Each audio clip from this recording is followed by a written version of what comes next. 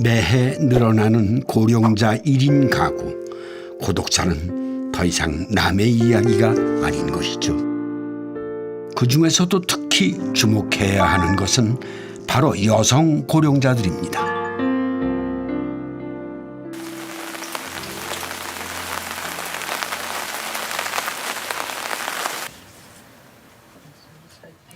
올해 80살인 조경숙 할머니는 비좁은 단칸방에서 혼자 생활하고 있습니다. 가구 하나 놓을 수 없는 초라한 생활 공간. 지금은 기초생활수급자로 어렵게 살고 있지만 사실 할머니는 우리나라 최초의 사립유치원 교사 출신입니다. 이때만 해도 얼마나 내가 좋았어. 이렇게 젊고. 존경받는 에리트 여성이었죠. 그때 뭐 100만 원이면 엄청 큰 돈이지. 웬만한 교수들 본 것보다 낫었다. 우린 유치원인데 생기는 거 얼마나 많은데.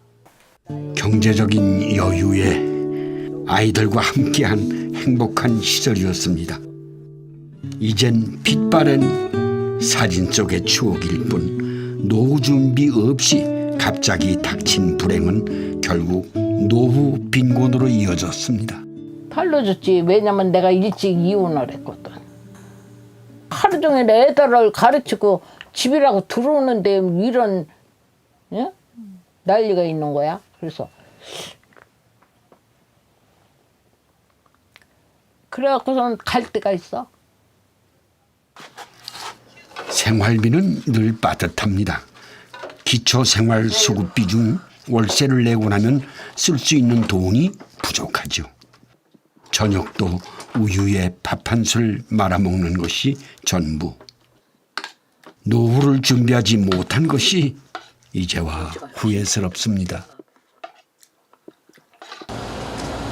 여성 고령자들은 남성에 비해 빈곤층으로 추락할 확률이 더 높습니다.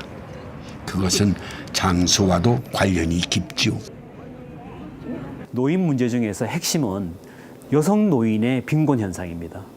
여성 노인은 추가로 10년을 더 살아야 되는데 간병은 남편 간병은 부인이 하는데요.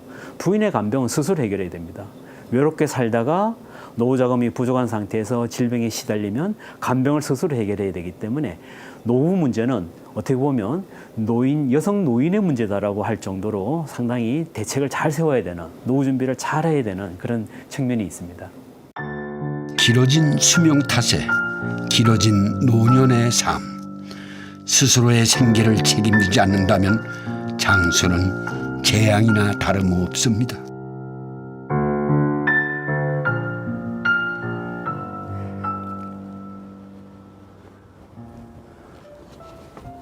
최근 파산 신고자 4명 중 1명이 60대 이상이라는 법원 통계가 나왔습니다.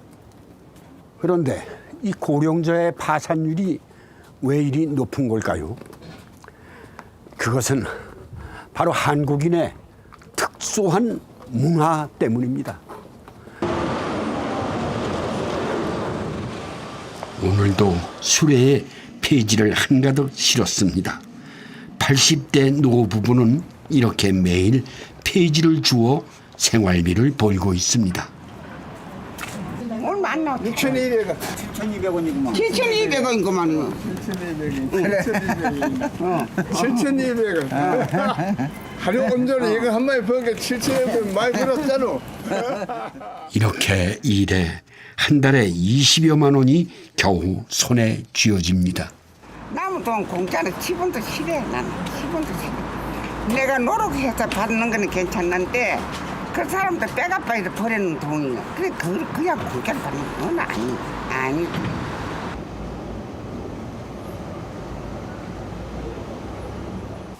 부부는 8평 남짓한 작은 빌라를 소유하고 있습니다. 이 때문에 기초생활 수급자 혜택도 받을 수 없죠. 그러니 당장 사용할 현금이 없습니다. 그러니까 내가 이 돈이 원소라지. 게 아니야. 돈이 원소냐.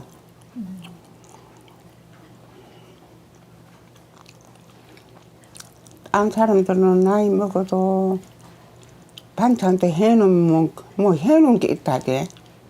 해놓은 게 있는 게 사다가 먹고 이렇게 집수 안에 먹다니.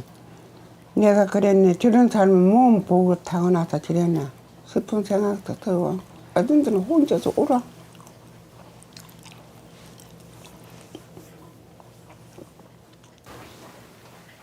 무릎 관절 수술도 해야 하지만 엄두도 못 냅니다.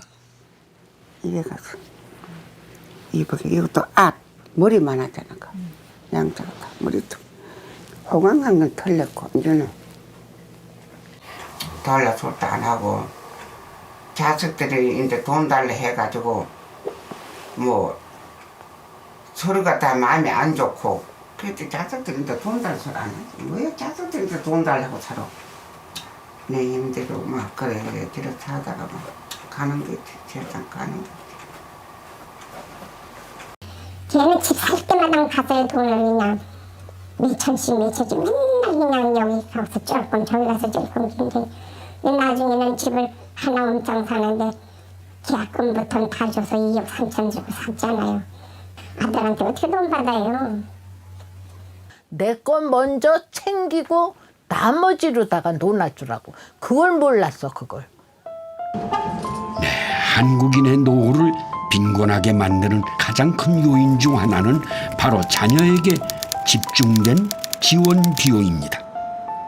자녀의 성공과 행복에 자신의 삶을 희생하는 것이죠. 우리나라는 특히 자식에 대한 부분이 굉장히 커요. 그래서 자식의 성공이 곧 나의 성공이다. 그래서 이제 성공적인 노후라는 이야기도 우리가 하는데 자식이 잘 되면 본인은 지금 어떤 상황에 있어도 괜찮다고 생각하시는 게 우리나라에서 나타나는 특징이에요. 외국하고는 달라요. 한국인의 가계 지출 비중을 살펴보면 40대엔 월 지출액의 30%를 자녀 교육비로 쓰고 50대엔 은퇴 자금의 절반 이상을 자녀 결혼 비용으로 사용을 하죠. 결국 이런 자녀 중심 문화는 노후 준비를 가로막는 걸림돌이 됩니다.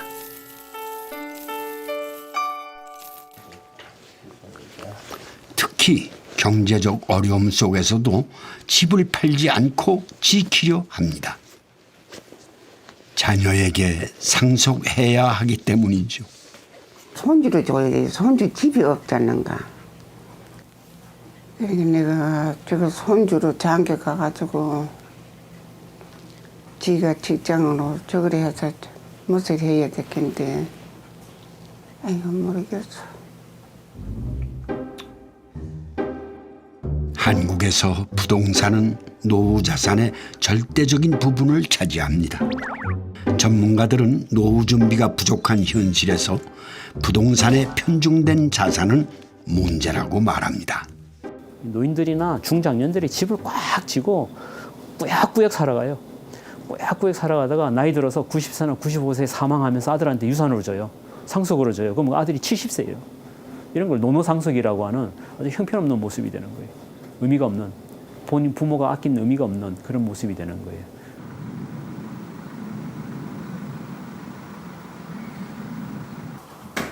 생각만 바꿔도 노후의 삶이 달라질 수 있습니다. 70대 중반인 부부는 살던 집에 거주하며 주택을 노후 자금으로 쓰고 있습니다. 이 집을 누르고 살아도 집에서 돈이 나오지 않잖아요. 돈이 안 나와요. 그냥 살기만 할 뿐이지. 그러면 다른 돈으로 살고 우리가 죽고 나면 이 돈이 아이들한테로 가겠지만 여기서 매달 나온다는 건 참 든든한 백이에요. 네, 부부는 노후를 자녀에게 의존하지 않고 스스로 해결하기 위해 주택연금에 가입했습니다. 주택을 담보로 현재 살고 있는 집에서 사망 때까지 평생 연금 방식으로 일정액을 지급받을 수 있는 것이죠. 내 마이런에 가서 자녀들한테 짐이 된다는 건 나는 그게 제일 부담이거든요. 그 경제적인 부담을 안 주잖아요. 아이들한테. 미리 준비해야지. 미리 사전에. 사전에 준비한 결과물이 지금 오는 거예요. 부부는 작은 텃밭도 구입했습니다. 소일거리로 블루베리 농사도 짓고 있죠.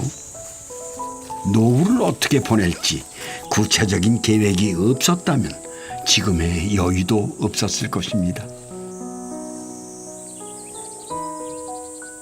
우리는 장기적인 계획을 그때 세웠었잖아요.